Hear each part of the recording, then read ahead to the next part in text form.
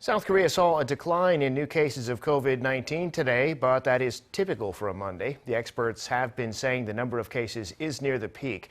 The Omicron wave is not expected to strain the medical system. In the meantime, the government's ordering more coronavirus pills, likely to arrive next month. Shin Ye-eun reports. South Korea on Monday reported 209,169 new infections, bringing the total number of infections to over 9.5 million. Monday's figure was a drop of more than 120,000 from a day ago. And it was the first time in 10 days that the daily tally came down to the 200,000 range. While many health experts have been forecasting that the country will pass the peak of Omicron by next week, officials said that the appearance of stealth Omicron could prolong this wave. Also known as BA2, stealth Omicron is reportedly much more contagious than the original strain and has already taken up more than 41% of all locally transmitted cases. Due to the spread of Omicron and its new stealth strain, the country on Monday recorded 329 more deaths, the second highest number so far. That brings the total death toll to 12,757.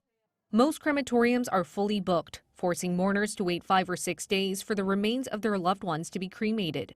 Notwithstanding this, in a bid to get life back to normal, authorities have decided to ease some social distancing guidelines.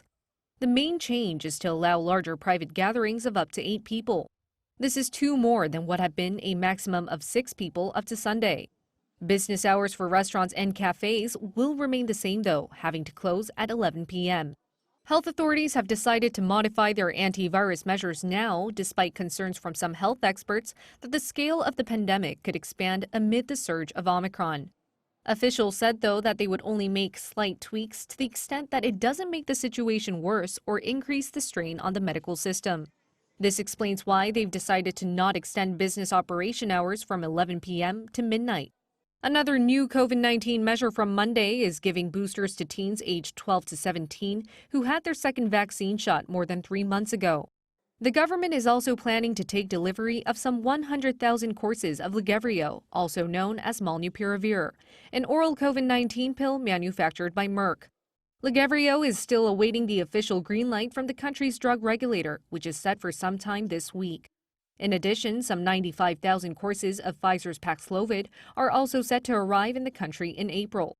As of now, only seniors aged 60 and up, the immunocompromised, and those 40 and over with underlying conditions like diabetes or cardiovascular disease are eligible for the drugs. Shin Ye-eun, Arirang News.